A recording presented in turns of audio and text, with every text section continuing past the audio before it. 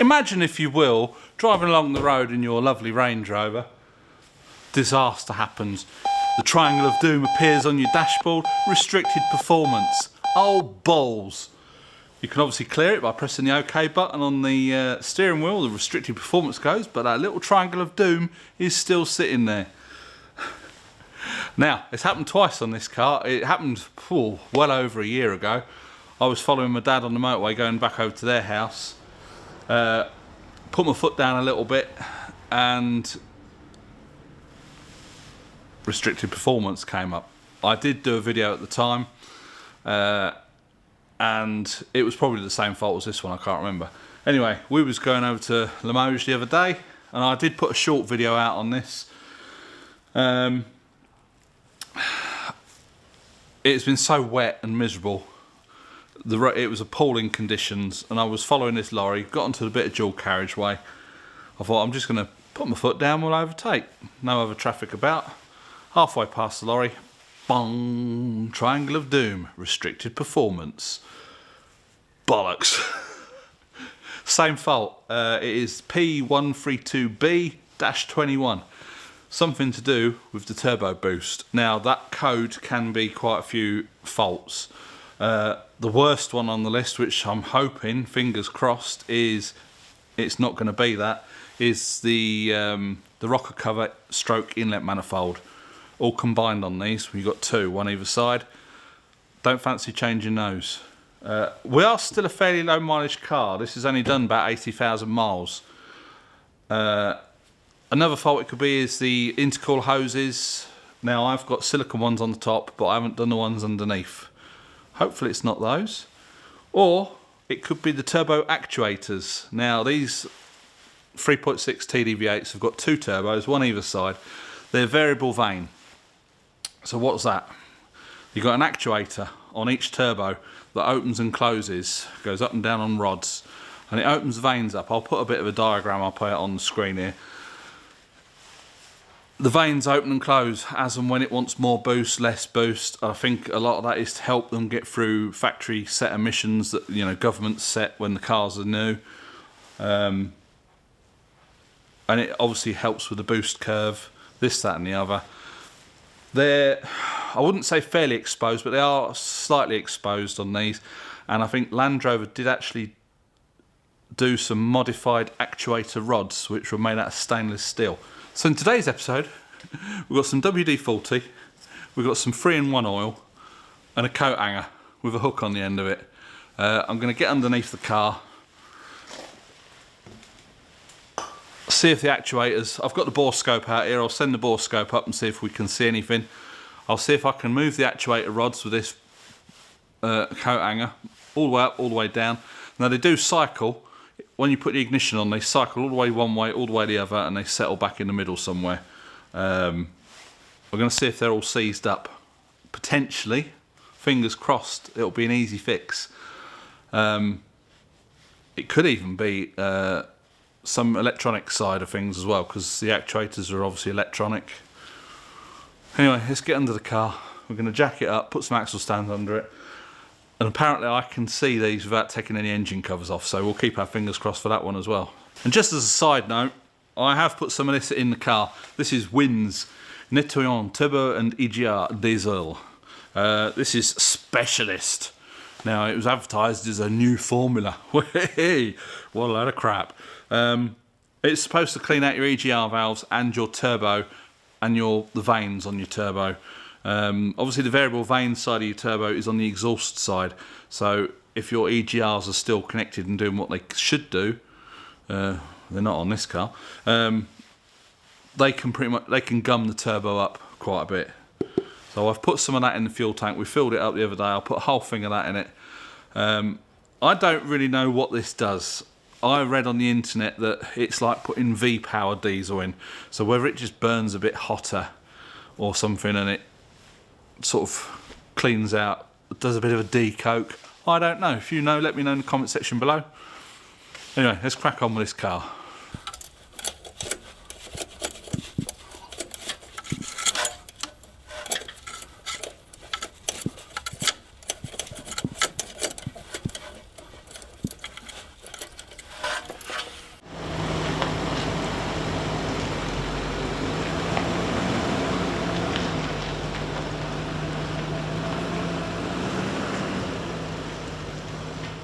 Now the code that comes up on the GAP tool, the P132B21, is the right hand side turbo. Now from what I can work out in the manual, it's right hand side as you're sitting in the car. I will put a picture up.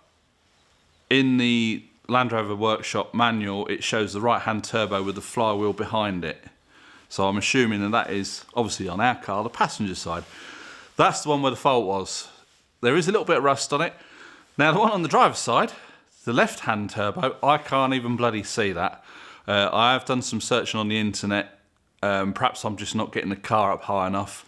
I mean, I've got all muddied and shitted up trying to look under it today. I would really like to get some spray on it just to lubricate it. What I'm going to try and do, I've got some other jobs I want to do on the front of this car, which will be videos coming up at some point. I'm going to take the cover off that goes across the top with the pollen filter in, pop the engine cover off and see if I can get down from the top just to get a squirt of oil on it. As I say, the code doesn't come up with the left hand turbo, it's the right hand turbo. Anyway, I'm going to plug the GAP tool in now, see if we can see what the actuators are doing and the boost pressures, because we can actually, in the Land Rover manual, I've just printed the page off.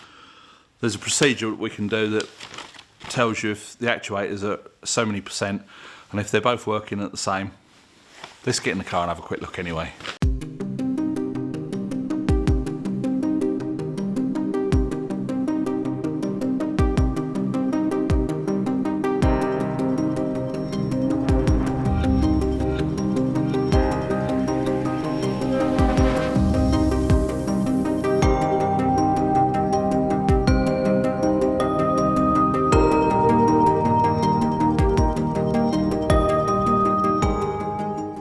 Going for a little drive.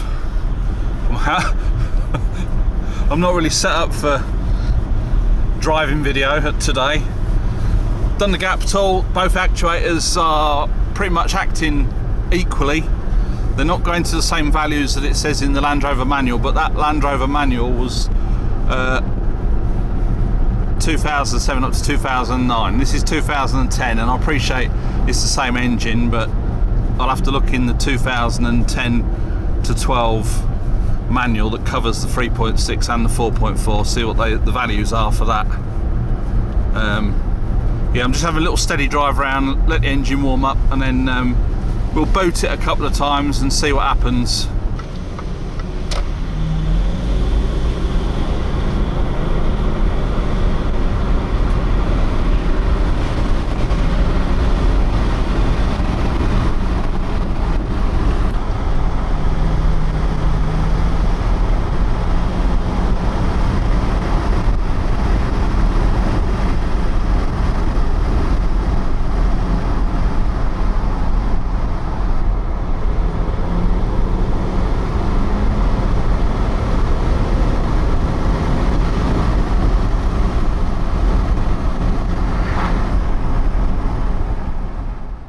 Been for a run up the road, all seems to be alright, it doesn't chuck any smoke out at all, and on the GAP tool both the actuators are going up in exactly the same percentages, so I'm quite happy that they're working alright. The right hand side one did have a little bit of rust on it, but it was moving quite, I managed to move it freely, so watch this space. If it does it again, we'll have to do a bit more investigating. I did notice there's a little bit of oil on one of the lower intercooler hoses, which doesn't look a very pleasant job to change. So that's going to be it for this video. Yeah, I did say restricted performance is not exactly what we need right now. There's a lot of shit going on here at Ben's garage. The inverter's blown up, this, that and the other. But we'll get to that, all in due course. So yeah, that's how you free off your actuators. I can't get to the driver's side one in the next few weeks or whatever. I've got some other videos planned.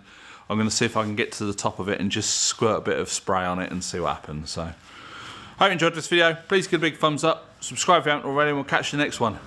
Bye for now.